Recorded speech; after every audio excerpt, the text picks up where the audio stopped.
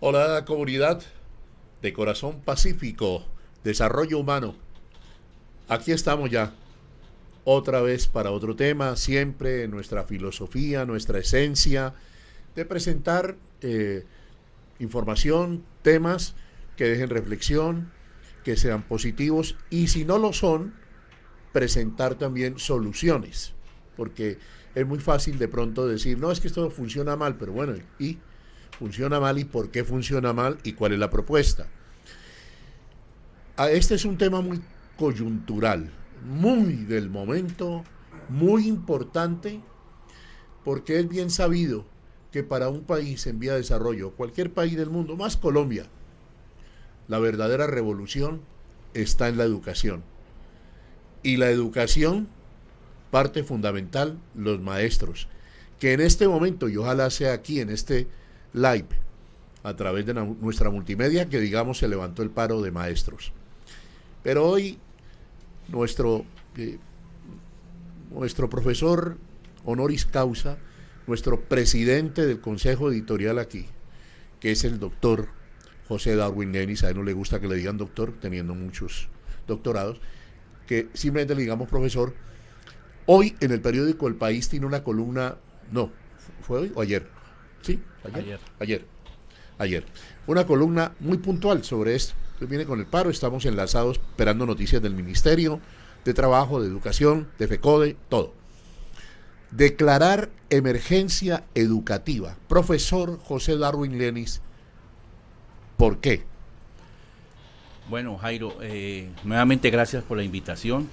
Yo quiero saludar primeramente a todos los maestros que nos están siguiendo, Sí, señor. en especial a los maestros del sistema oficial, que son los que realmente hoy están en cese de actividades, en movilización, en paro nacional.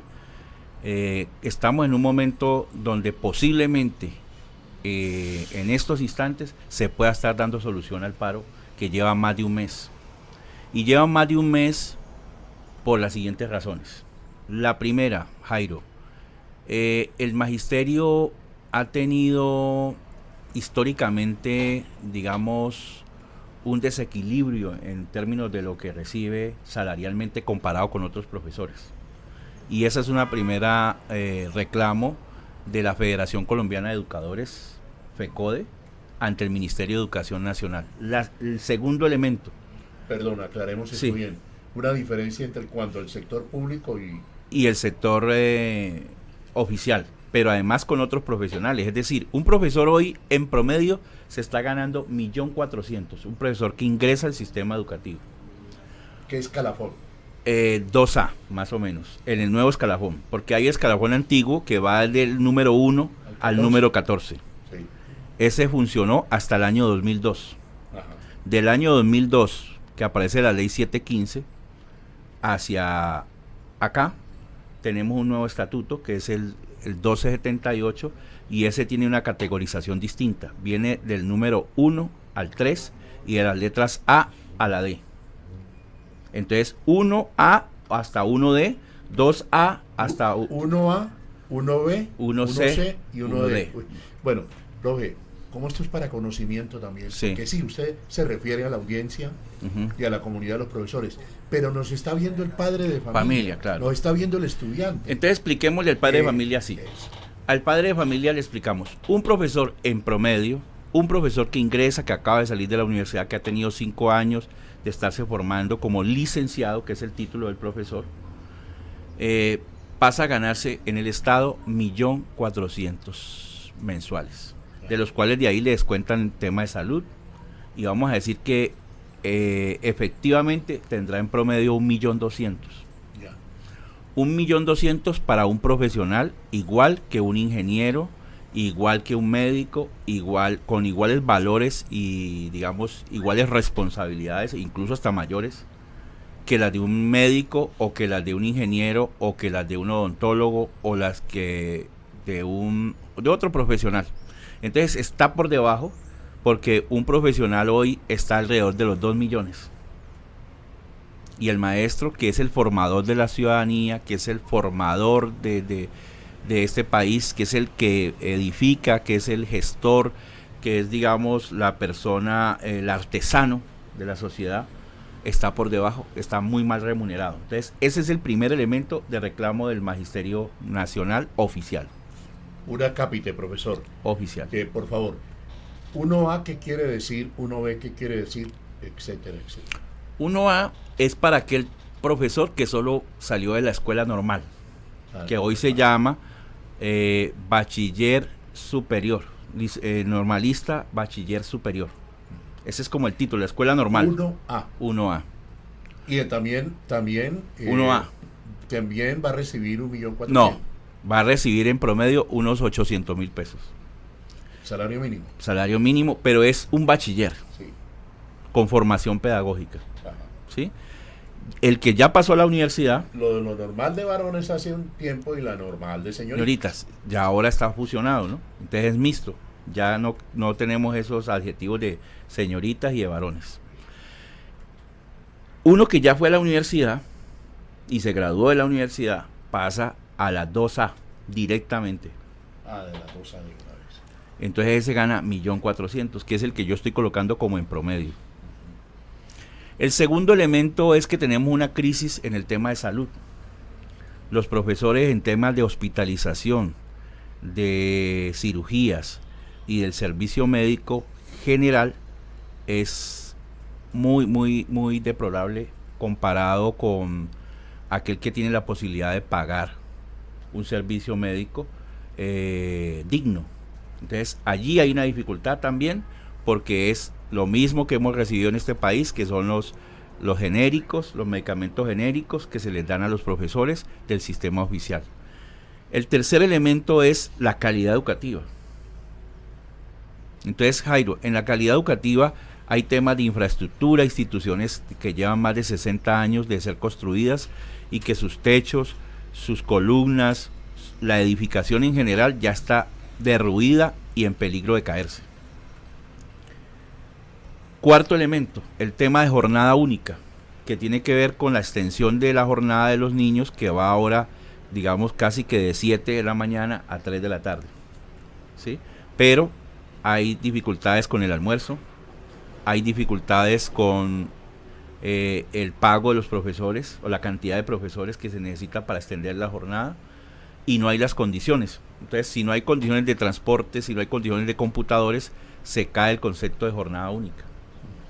Tenemos otra dificultad, y es la inversión que se hace del Producto Interno Bruto de Colombia para el tema educativo. Hoy en promedio tenemos 3.8% del Producto Interno Bruto, que equivale más o menos a unos casi 30.000 billones 30.000 billones de pesos para educación, que son muy pocos, siendo el 3.8 de todo lo que le ingresa al país.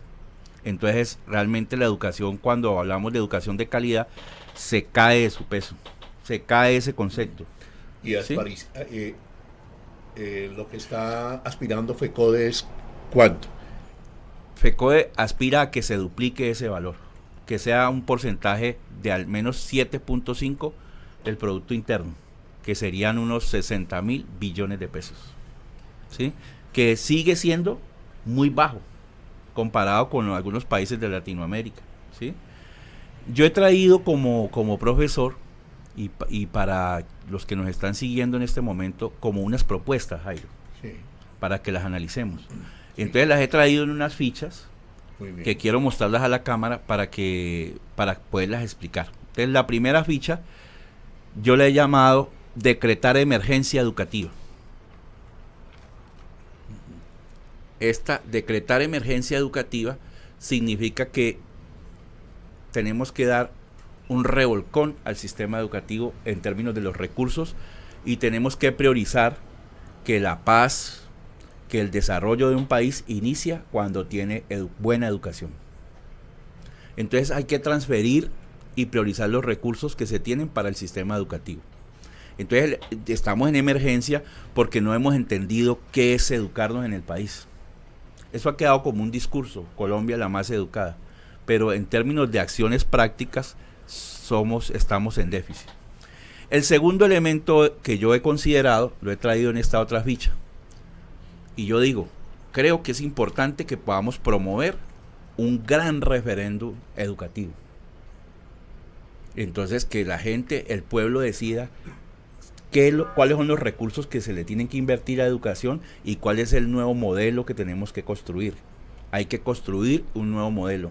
Entonces hay que hacer un referéndum para pedirle a la gente si efectivamente quiere una educación más pública, si efectivamente quiere una combinación de la educación pública con algunos elementos de la educación privada, como está constitucionalmente, pero también que consideremos que la educación es un derecho y un bien común, ¿sí?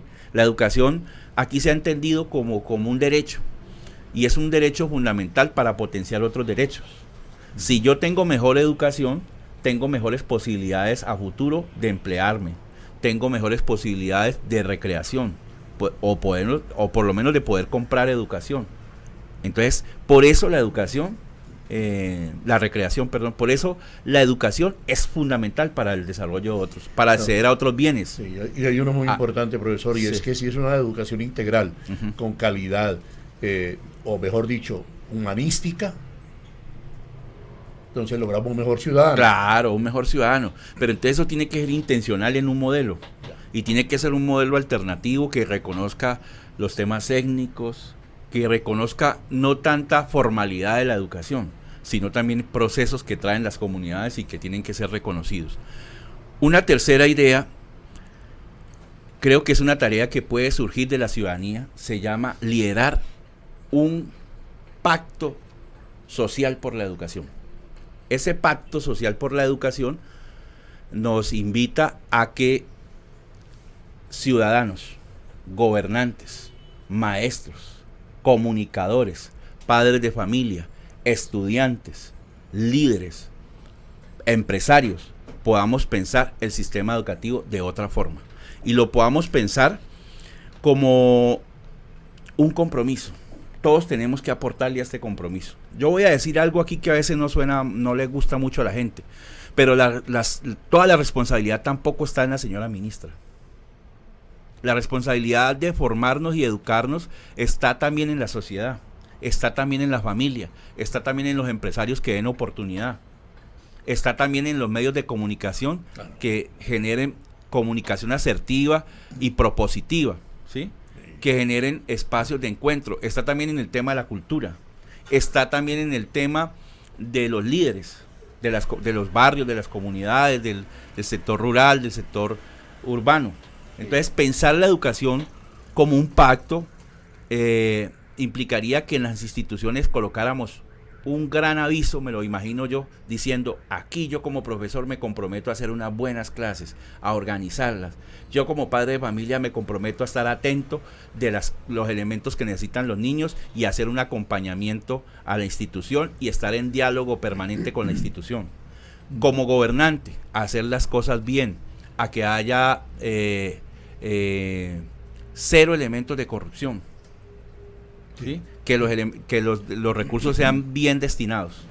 Entonces, todos esos elementos hay que revisarlos porque el sistema educativo necesita una transformación. Y por eso he planteado, Jairo, emergencia educativa. Estamos en una emergencia educativa. Si nosotros no comprendemos que tenemos que trabajar sobre la base formativa de los niños, si nosotros no comprendemos que el concepto de calidad es un compromiso de todos los agentes que estamos allí y no responsabilidad de unos solos, el país no podrá desarrollarse y el país no será viable en el corto plazo. Completamente de acuerdo, profesor. Primero permítame decir que esto es como una utopía. Es una utopía, pero eso es lo que tenemos que hacer, tenemos que soñar. No, pero por eso le dije, estamos completamente de acuerdo. Profesor José Darwin Lenis, de la Universidad del Valle y CESI. Bien, pero vamos, lo que este país tiene que tener es acciones.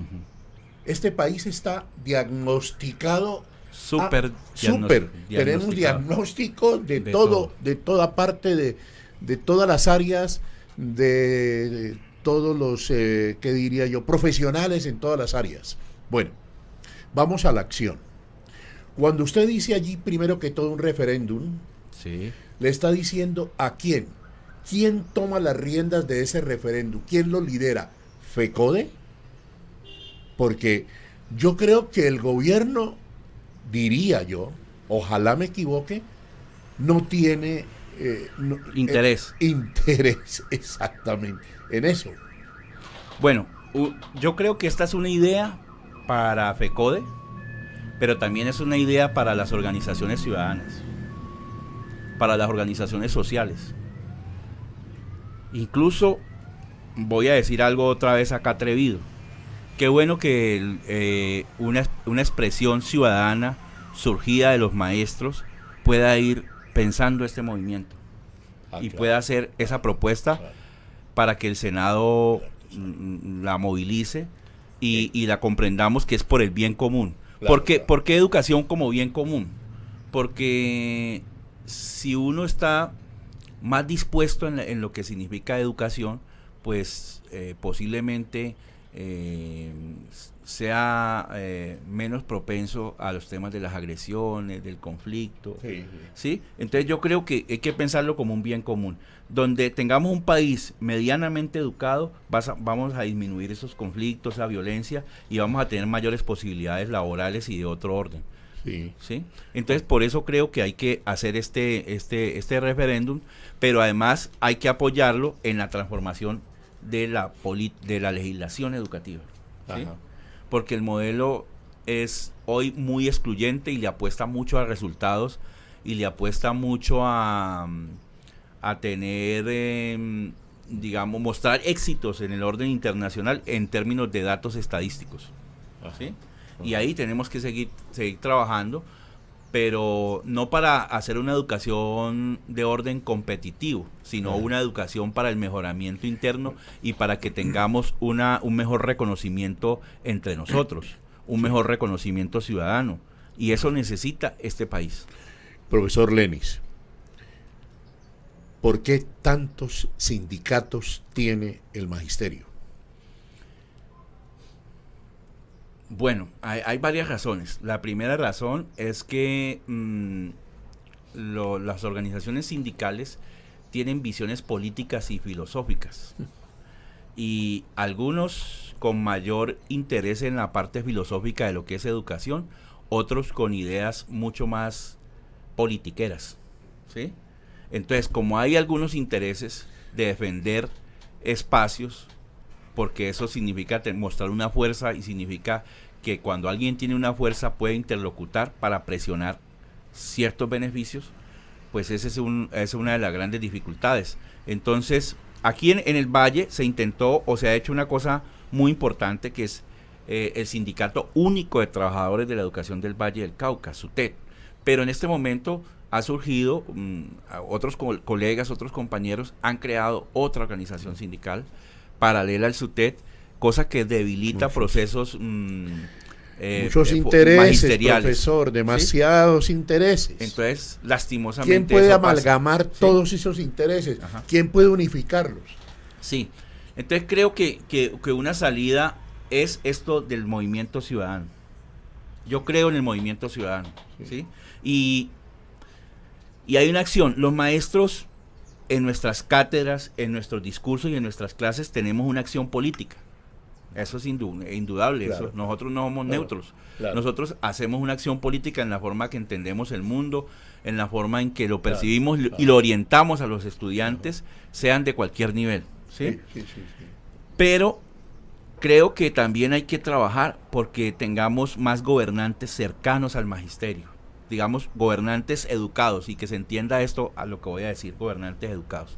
Un gobernante educado para mí, o un consejo educado, o una asamblea educada, o un senado educador, es un senado o una gente que comprende que la educación no puede ser de una élite, porque todos estamos interconectados. El gerente está interconectado con el empleado, así sea el empleado más básico. De este empleado depende el gerente, ¿sí? Y asimismo el sistema educativo está interconectado, el profesor con los estudiantes, las familias con el hijo, en fin, esta red hay que volverla a tejer, porque esta red está desconectada, ¿sí? Fortalecer entonces, las asociaciones de padres de padres es muy interesante. Más que de padres, ahora hay que hablar de familias. De familia. de familias por todo el concepto de familia que es nuevo, digamos, es diverso. Entonces, Es diverso, sí. Incorporarlos. Que no les gusta a algunos. Que no les gusta a algunos. A algunos no les gusta lo que estamos... Es decir, la evolución, digamos, que ha tenido la familia. Claro, exacto. No. Entonces, digamos que contemporáneamente, y para incorporar algo allí, sería un escándalo, por ejemplo, que nosotros ubicáramos un profesor trans. Sí. Eso sería un escándalo en la ciudad o en el país, porque todavía somos un país muy conservador y somos un país muy amarrado al tema católico. Yo soy católico, ¿sí? Pero es un país muy conservador.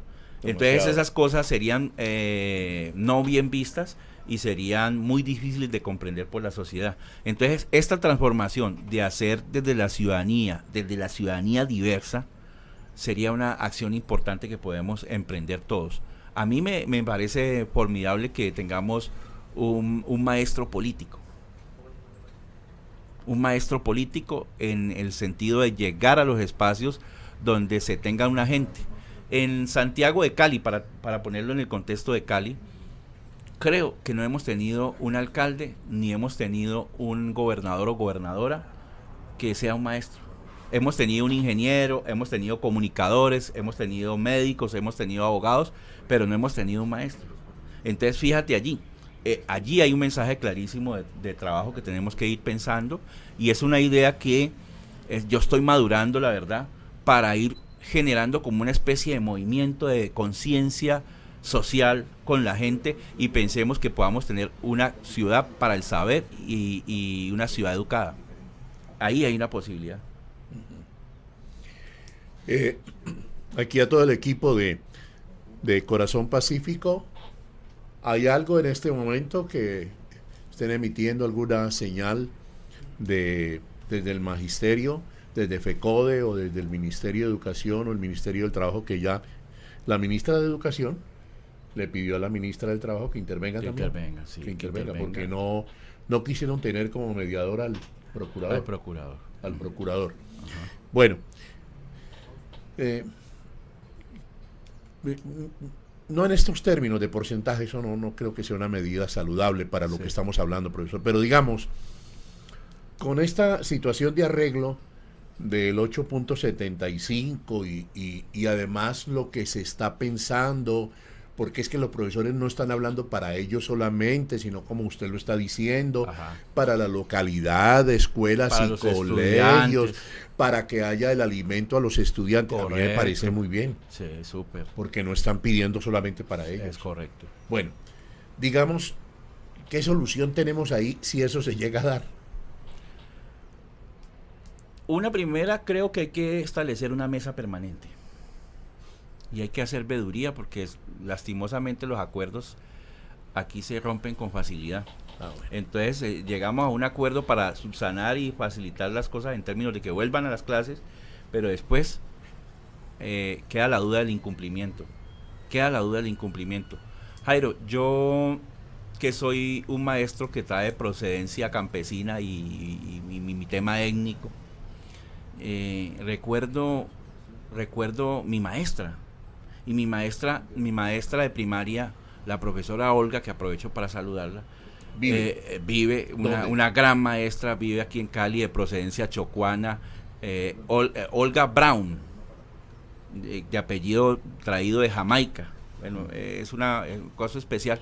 Una maestra que no se preocupaba solamente por el resultado de una prueba saber, se preocupaba por comprender la integralidad de los estudiantes que tenía, la potencialidad de los estudiantes que tenían.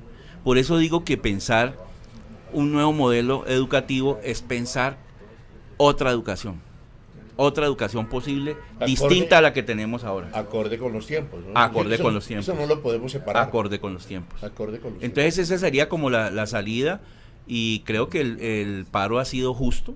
El paro es un tema de la dignidad educativa del país. Y yo aprovecho también para que el señor presidente, la señora ministra y Carlos Rivas como presidente de FECODE, digamos que terminado esto, que creo que se va a dar en pocas horas o en pocos minutos, salgan a decir claramente qué se va a hacer ahora en adelante, que salgan a decir cuál es el plan de acción y si se van a conformar las mesas y si las ideas de un referéndum educativo y si las ideas de un gran pacto social por la educación se pueden posibilitar para que realmente tengamos un país educado prontamente y no un decir discursivo que no lleva a ningún lado.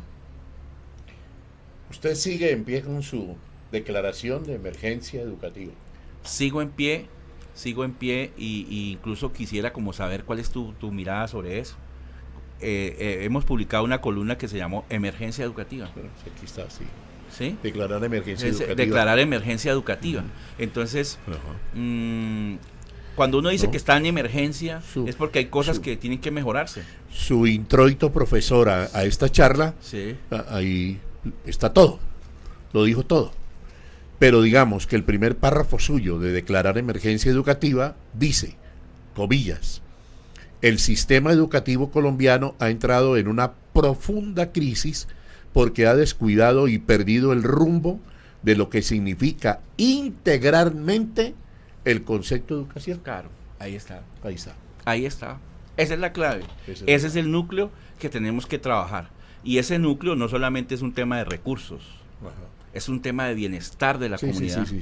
Es un tema que tiene que ver con los empresarios, que tiene que ver con el padre de familia. Eso no pasa por lo económico. Eso no, exacto. Es importante, pero no pasa por lo define, económico. Claro. No lo define. Muy bien. Es estructural. Es estructural. Sí. Entonces, por eso hay que hacer el referéndum o la emergencia para poderle inyectar y hacer nueva legislación.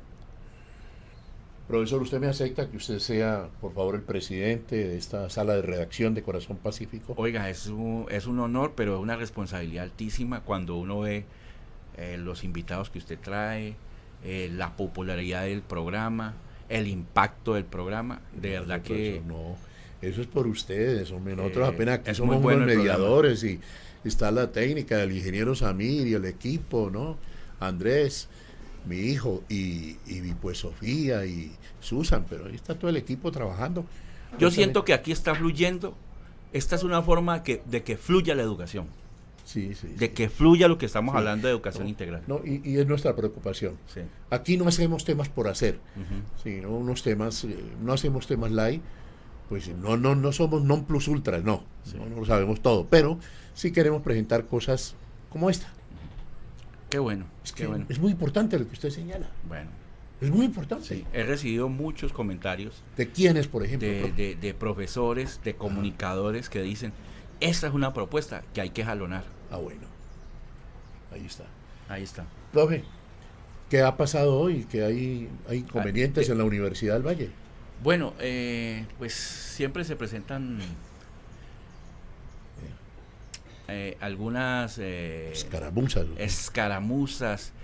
ese agite. Ya nosotros estamos un poco acostumbrados al agite y al sonido de ese agite. Pero bueno, creo que la gente tiene posibilidades de protestar y ojalá sean posibilidades más alternativas, más diferenciales. Claro. Que no sea el hecho de protestar por protestar. Y violentar el derecho de otros. No, violentar el derecho de otros no. No, eso no se puede. No se debe hacer. Profesor, hemos lamentado mucho también lo que ha pasado en la universidad en el sentido de las amenazas al rector, Edgar Varela. Mucho nos duele profundamente, precisamente porque es que de allí parte convivencia, desde allí parten otros valores supremamente importantes, no amenazar a un rector de una universidad. Claro. Pues son principios, así, digamos, que están extraviados, por usar un término, y hay que volver al concepto de universidad. Hay que volver también al concepto de la voz de la universidad en la ciudad y en la región. Profe, muchas gracias. Bueno, me enseñaron los muchachos, Jairo, que cuando uno se despide ahora lo hace así. Así. Eso, Jairo. Bien, caballero. Para adelante. Profesor, muchas gracias. Muchas gracias, Jairo. Nuestro profesor habitual, aquí vamos a tener profesor habitual y vamos a tener el presidente de nuestra redacción, el profesor de la Universidad del Valle y la ICESI, José Darwin Lenis, aquí En Corazón Pacífico hemos hablado de educación. Sembremos amor en todas las acciones. Si todos comenzamos a sembrar amor ya, ¿cómo sería la cosecha? En breve estamos con otro tema.